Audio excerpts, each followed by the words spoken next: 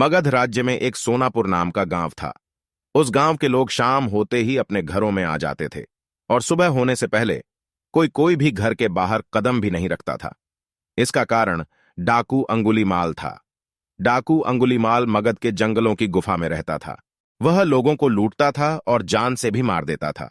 लोगों को डराने के लिए वह जिसे भी मारता उसकी एक उंगली काट लेता और उन उंगलियों की माला बनाकर पहनता। इसलिए उसका नाम अंगुलीमाल पड़ा। गांव के सभी लोग परेशान थे, कैसे इस डाकू के आतंक से छुटकारा मिले। एक दिन गौतम बुद्ध उस गांव में आए। गांव के लोग उनकी आवभगत करने लगे। गौतम बुद्ध ने देखा कि गांव के लोगों में किसी बात को लेकर दहशत फैली है। तब गौतम बुद्ध ने गांव वालों से इसका कारण पूछा। ये सुनते ही गांव वालों ने अंगुलीमाल के आतंक का पूरा किस्सा उन्हें सुनाया। अगले ही दिन गौतम बुद्ध जंगल की तरफ निकल गए। गांव वालों ने उन्हें बहुत रोका पर वो नहीं माने। बुद्ध को आते देख अंगुलीमाल हाथों में तलवार लेकर खड़ा हो गया, पर बुद्ध उसकी गुफा के सामने से निकल गए। उन्होंने पलटकर भी नहीं देखा। अंगुलीमाल उनके पीछे दौड़ा, पर दिव्य प्रभाव के कारण वो बुद्ध को पकड़ नहीं पा रहा था। थक हार कर उसने कहा, रुको। बुद्ध रुक गए और मुस्कुराकर बोले, मैं तो कब का रुक गया, पर तुम कब ये हिंसा रोकोगे?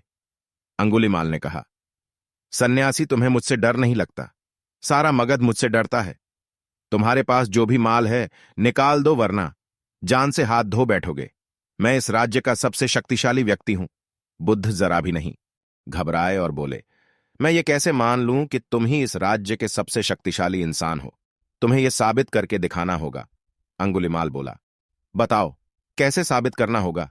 बुद्ध ने कहा, तुम उस पेड़ से 10 पत्तियां तोड़कर लाओ। अंगुलीमाल ने कहा, बस इतनी सी बात, मैं तो पूरा पेड़ उखाड़ सकता हूं। अंगुलीमाल ने 10 पत्तियां तोड़कर ला दी। बुद्ध ने कहा, अब इन पत्तियों को वापस पेड़ पर जाकर लगा दो। अंगुलीमाल ने हैरान होकर कहा, टूटे हुए पत्ते कहीं वापस लगते हैं क्या? तो बुद्ध बोले, जब तुम इतनी छोटी सी चीज को वापस नहीं जोड़ सकते तो तुम सबसे शक्तिशाली कैसे हुए?